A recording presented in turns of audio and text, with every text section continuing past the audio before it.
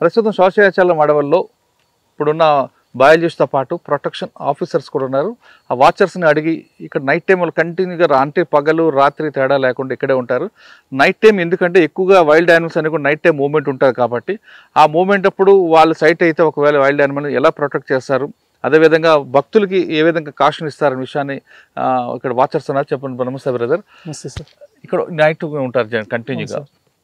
ఇక్కడ మామూలుగానే ఒక పులి లేదంటే వైల్డ్ డాగ్ వస్తేనే భయపడే సిచ్యువేషన్. గతంలో సంఘటన జరిగింది కింద ఎస్వి యూనివర్సిటీకి. ఒకసారి లెపర్డ్ వచ్చిందని రావడం, అదిగో పులి అంటే ఇదిగో తోకలాగా జరుగుతుంటాయి. ఇటువంటి సంఘటనలో మీకు ఎదురైంది అనుకోండి ఒకటి, ఏదో ఒక వైల్డ్ యానిమల్, మీరు ఎలాగ దాన్ని ఫైట్ చేస్తారా లేదా దాన్ని బెదిరించి పంపిస్తారా? అదేవిధంగా కంట్రోల్ రూమ్కి ఎలా మెసేజ్ ఇస్తారు? ఇక్కడున్న భక్తులకి ఏ విధంగా మీరు కాషన్ ఇస్తారు? సో ఇప్పుడు మాకేమైనా లెపర్డ్ ఏమైనా కనిపిస్తే ఫస్ట్ అక్కడ పిలిగ్రిమ్స్ని గార్డెన్ స్టాప్ చేసి గ్రూప్గా పెట్టి వాళ్ళకి చెప్పి ఇట్లా జాగ్రత్తగా వెళ్ళాలి, ఇట్లా గ్రూప్గానే వెళ్తే మీకు సేఫ్టీగా ఉంటుందని దాని మూమెంట్ చూసుకొని అదేమైనా కొద్దిగా ఇన్సైడ్కి వెళ్ళాక మళ్ళీ గ్రూప్గా తొక్కువచ్చి ఇట్లా ఎండ్ చేస్తాం. మీరు మీ సర్వీస్లో ఎప్పుడైనా ఎదురుపడ్డాయా? చూసాం. ఏం చూసారు? లెపర్డ్ చూసాం సార్. డైరెక్ట్గా ఐ కాంటాక్ట్ చూసుకున్నారా లేదా క్రాస్ అయ్యేటప్పుడు చూసాం. దాని యాటిట్యూడ్ ఎలాగుంటుంది? ఇప్పుడు ఈ ప్రాంతంలో క్రాస్ అయింది, క్రాస్ అయ్యి వెంటనే హంటింగ్ మూడ్లోకి వెళ్తుందా లేదా మామూలుగా వెళ్ళిపోతుంటుందా? నార్మల్ సార్, దాని ప్లేస్లోనే అది మూవ్ అయినట్లు ఈ ప్లేస్ నుంచి ఆ ప్లేస్కి మిడిల్లో స్టెప్స్ ఉండే దానివల్ల కామన్గా క్రాస్ అయ్యి వెళ్ళిపోతుంది. ఏం అటాకింగ్ పొజిషన్ అట్లా. ఎప్పుడు అటాక్ పొజిషన్ ఎప్పుడు ఉంటుంది? అదైతే మేము ఇంతవరకు చూడాలి కాదు. నైట్ టైం ఇంత చిమ్మ చీకటి ఉంటుంది, ఇంత భయం ఏదా మీకు? ఉంటుంది అంత, అంటే అలవాటు అయింది కాబట్టి అది సపోర్ట్ ఉంటుంది. మా టీం అంతా ఉంటాం కాబట్టి. ఎంతమంది తిరుగుతారండి? మేము మొత్తం 10 members తిరుగుతాం సార్. 10 members అంటే గ్రూప్గా తిరుగుతారా? గ్రూప్గా అంటే 3 members-గా 4 places-లో ఉంటాము. యూనిటీగా చూసుకొని అంతా పిలిగ్రిమ్స్ని హోల్ గ్రూప్గా చేసుకొని జాగ్రత్తగా తీసుకుపోయి టెంపుల్ కాడ రీచ్ చేస్తాం సార్. మీరు ఎంతకాలం చేస్తున్నారు ఇక్కడ వాచర్? మేమంతా 1.5 year చేస్తున్నారు కదా. ఎప్పుడైనా ఎదురుపడ్డది కదా మీకు లెపర్డ్? పడగానే ఏం చేస్తారు మీరు? ఫస్ట్ పడగానే ఏం చేస్తారు? కంట్రోల్ రూమ్ చెప్తారా? ఇక్కడ ఉన్న భక్తులకు అలర్ట్ చేస్తారు?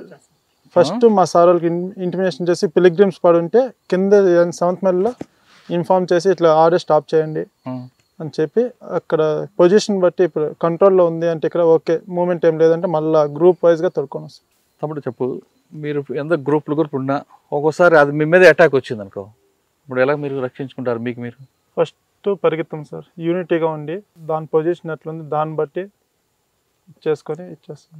అంటే అక్కడే స్టాండర్డ్ అయిపోతారు. స్టాండర్డ్ అయ్యి కొద్దిగా దాన్ని మూవ్ చేసి ట్రై చేస్తాం, సౌండ్స్ చేసి అట్లా. అది మీ వైపు రాకుండా దాన్ని డైవర్ట్ చేసి ట్రై చేస్తాం. సాధారణంగా చాలా సమయం చూస్తుంటారు లిపర్డ్లు, అది హంటింగ్ మూడ్లు ఉంటాయా, అది దానికి ఏదో వెళ్తుంటుందా? మనమే కావాలని కొంతమంది ఆ నడుస్తున్న భక్తులందరూ రావడం రాలేసుకోవడం చేస్తుంటారు, అప్పుడు ఇరిటేట్ అవుతాయా? సార్ ఎవరైనా డిస్టర్బ్ చేస్తున్నా ఇరిటేట్ అవుతుంది సార్. లేదంటే దాని ప్లేస్లో అది ఎట్లా మూవ్ అవుతుందో అంతే కామన్గా నార్మల్గా మూవ్ అవుతూ ఉంటుంది.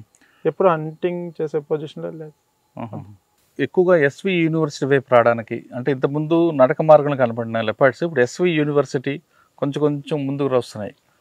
ఎందుకు ఆ ప్రాంతం ఎందుకు స్టూడెంట్స్ సహాయం చెప్పడానిక? అంటే కింద యూనివర్సిటీలో హాస్టల్స్ అవి ఉన్నాయి, దాని ఫుడ్ డిస్పోజల్ మేనేజ్మెంట్ కానీ అది డిస్పోజ్ చేయడం వల్ల డాగ్స్ వస్తున్నాయి. డాగ్స్ రావడం వల్ల లెపర్డ్స్కి dogs are easy prey, so వాటికి ఈజీగా దొరికేస్తాయి కాబట్టి అవి అలా మారుతాయి. అక్కడ స్పాటెడ్ డియర్స్ కూడా బాగానే ఉన్నాయి యూనివర్సిటీలో, సో అవి ఈజీ ప్రే కాబట్టి లెపర్డ్స్ అక్కడికి వస్తున్నాయి. మరి దానికి సొల్యూషన్ ఏంటి? అది యూనివర్సిటీ వాళ్ళకి ఆల్రెడీ సార్ అయితే చెప్పారు వేస్టేజ్ డంపింగ్ ప్రొసీజర్ ఎలా చేయాలని. దాని తర్వాత వ్యూ లైన్స్ క్లియర్ చేయమని చెప్పాము. ఇక్కడ కూడా మనం స్టెప్స్ దగ్గర కూడా అటు ఇటు 20 meters వ్యూ లైన్స్ అయితే క్లియర్ చేస్తాము, వాటికి హైడింగ్ స్పాట్స్ లేకుండా. సేమ్ యూనివర్సిటీలో బుషెస్ అయితే ఎక్కడ ఎక్కువ ఉన్నాయో అవంతా కూడా రిమూవ్ చేయమని చెప్పడం జరిగింది. భక్తులు వచ్చే దారిలో తింటూ పక్కన పడేస్తారు, లేదంటే అక్కడ ఏదో జంకలు కనపడితే వాటికి పెడతారు. మరి అప్పుడు వాటి నుంచి వస్తున్నాయి కదా, మరి భక్తుల్లో అవగాహన కల్పించాలి కదా మీరు. వాటికి అవేర్నెస్ బోర్డ్స్ పెట్టామండి ఆల్రెడీ, వాళ్ళ ఫీడ్ చేయొద్దు అని చెప్పి ఎలా చెప్పినా. అండ్ మన వీళ్ళు టీం కూడా ఒకళ్ళిద్దరు మార్నింగ్ కూడా మానిటరింగ్ చేస్తూ ఉంటారు, అలా ఫీడ్ చేసే వాళ్ళని ఫీడ్ చేయనివ్వకుండా లోపలికి పంపించడం అదంతా చేస్తూనే ఉంటాము రెగ్యులర్గా. ఇక్కడ ఏంటంటే ఇప్పుడు సార్ వచ్చిన తర్వాత closed dustbins, animal proof dustbins order చేశారు, సో అవి కూడా త్వరలోనే ఇంప్లిమెంట్ చేస్తాము.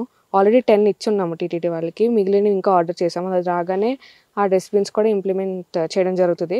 సార్ కూడా ఫ్రీక్వెంట్గా ఎప్పుడు టీటీడీ వాళ్ళతో, టీటీడీ హెల్త్ డిపార్ట్మెంట్తో మాట్లాడడం కంటిన్యూస్గా, ఎప్పటికప్పుడు ఇక్కడ స్టెప్స్ దగ్గర వాళ్ళు ఎప్పుడు క్లీన్ చేస్తూనే ఉంటారు. ఇంకొంచెం యాక్టివ్గా టైం టు టైం ఎప్పుడైతే లెపర్డ్ యాక్టివిటీ కానీ స్లాత్ బేర్స్ కూడా డస్ట్బిన్లో ప్రూనింగ్ చేస్తూ ఉంటాయి.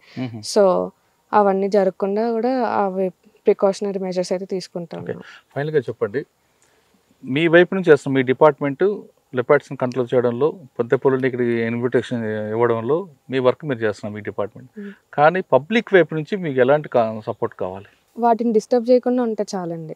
ఇప్పుడు సపోజ్ దాన్ని చూడగానే దాన్ని యాక్చువల్లీ ఇప్పుడు సోషల్ మీడియా వచ్చిన తర్వాత వీడియోస్ తీయడం ఎక్కువైపోయింది. ఇప్పుడు లెపర్డ్ అక్కడ ఉందంటే వెళ్ళి దాన్ని వీడియో తీయడము, సెల్ఫీ తీసుకోవడము అవన్నీ చేయకుండా ఉండి దాన్ని పంపించడానికి వాళ్ళేం ప్రయత్నం చేయొద్దు. ఎక్కడికక్కడ ఎక్కడ మూమెంట్ ఉందో అక్కడ అన్ని చోట్ల నెంబర్స్ ఉన్నాయి, అందరి దగ్గర మా నెంబర్స్ ఉన్నాయి. Any time they can call. వెంటనే rescue team within 2 to 5 minutes వాళ్ళు అక్కడే ఉంటారు. ఆల్రెడీ పెట్రోలింగ్లో ఉంటారు కాబట్టి సైట్కి ఈజీగానే రీచ్ అయిపోతారు. వాళ్ళు యానిమల్ని ఏం డిస్టర్బ్ చేయకుండా, ఎజిటేట్ చేయకుండా ఉంటే ఈజీగా మనం హ్యాండిల్ చేయొచ్చు. ఇవి కాకుండా నడకదారిలో పాములు కనిపిస్తుంటాయి, అప్పుడు ఏం చేయమంటారు? ఇప్పుడు మా టీంలో కూడా 2-3 స్నేక్ రెస్క్యూ కింద they are taking training. Almost ఇప్పుడు they are ready. Already snake rescue team కూడా ఉంటుందండి. ఇప్పుడు అయితే వీళ్ళే లిఫ్ట్ చేసి మళ్ళీ ఆర్ఎఫ్లో వదిలేస్తారు స్నేక్స్ అవన్నీ. చెప్తున్న ఇప్పుడు ప్రస్తుతం మనకున్న పరిస్థితి ప్రకారం, మనకున్న ఇన్ఫర్మేషన్ ప్రకారం వచ్చి మీ కంటికి కనబడిన జంతువు పట్ల మీరు ఏం ప్రయత్నం చేయకండి. ఇప్పుడు సెల్ఫీ వీడియోలు తీసుకోవడం, ఫోన్ల ద్వారా ఫోటోలు తీసుకుంటే అవి మీ మీద అటాక్ చేసే మూడ్ వస్తుంది. కాబట్టి ఖచ్చితంగా మీరు వాటికి దారి ఇవ్వండి, అవే వెళ్ళిపోతాయి. ఎక్కువగా ఏ వైల్డ్ యానిమల్ అయినా మనుషుల పట్ల చూసి భయపడతా, కానీ మనం వాటిని చూసి భయపడి వాటిని ఇబ్బంది పెట్టి లేనిపోని ఇష్యూలు చేసి వాటిని ఇరిటేట్ చేస్తే అవి మనకి హంటింగ్ మూడ్లో వస్తాయంటూ సౌజన్య చెప్తున్నారు. ఇక్కడ శేషాచలం అడవుల్లో లేదా చుట్టుపక్కల కానీ వైల్డ్ లెపర్డ్స్ కానీ ఏవి కూడా కిందకి రాకుండా ఉండాలంటే చుట్టుపక్కలంతా కూడా పరిశుభ్రంగా ఉండాలి. ముఖ్యంగా భక్తులు నడకదారులు వెళ్ళే భక్తులు ఏ తిండి పదార్థాలు అయినా సరే డస్ట్బిన్లో వేయండి తప్ప, తిన్న తర్వాత పులుల కోసమో, నక్కల కోసమో, కోతుల కోసం వేస్తే ఖచ్చితంగా లెపర్డ్స్ వస్తాయి, కుక్కలు వస్తాయి, కుక్కల తర్వాత లెపర్డ్స్ వస్తాయి, తర్వాత మీకే ప్రాణహాని ఉంటుందంటూ సౌజన్య గారు చెప్తున్నారు. ఇక్కడ ఉన్న తిరుపతి డిఎఫ్ఓ గారు వచ్చిన తర్వాత టెక్నాలజీని వాడుకోవడం, టెక్నాలజీ ద్వారా ఇక్కడ ముందు వైల్డ్ యానిమల్ని కంట్రోల్ చేయడం, వాటి యాటిట్యూడ్, వాటి బిహేవియర్ కంట్రోల్ చేయడంతో పాటు ప్రజలకు అవగాహన కల్పించడంలో ఆయన ఒక మంచి ఇన్నోవేషన్ తీసుకోబట్టి ప్రస్తుతం శేషాచలంలో లెపర్డ్స్ యొక్క మూవ్మెంట్ తగ్గింది. అంతేకాకుండా లెపర్డ్స్ మూవ్మెంట్ తగ్గించిన పెద్ద పులికి మాత్రం ఆయన ఆహ్వానం పలుకుతున్నారు. ఎందుకంటే ఎప్పుడో 20 సంవత్సరాల క్రితం ఉన్న పెద్ద పులి ఇప్పుడు చిట్వేలు వరకు అడవుల వరకు వచ్చింది. తర్వాత శేషాచలం వచ్చిందంటే పెద్ద పులి వచ్చిందంటే పులుల సంఖ్య పెరుగుతుంది. అదేవిధంగా శ్రీశైలం అడవుల తర్వాత శేషాచలం అడవుల్లో పులుల సంఖ్య పెరిగి ఇది ఒక రికార్డ్ అవుతుంది. కాబట్టి ఆయన ఆ విధంగా ముందుకు వస్తున్నారు. ప్రస్తుతం ఇక్కడంతా శేషాచలం అడవులు తీసుకుంటే టెక్నాలజీ ద్వారా కంట్రోల్ చేయడంలో నెంబర్ 1 ఉన్నారనే విషయం చాలా స్పష్టంగా తెలిసింది. ఇది శేషాచలం అడవులో టెక్నాలజీ ద్వారా కంట్రోల్ చేస్తున్న ఫారెస్ట్ ఆఫీసర్తో ఎక్స్క్లూజివ్ ఇంటర్వ్యూ. వచ్చే వారం మరో ఇష్యూలో, మరో సబ్జెక్ట్లో మళ్ళీ కలుద్దాం. అంతవరకు నమస్తే. థ్యాంక్ యూ అమ్మ. Thank you very much.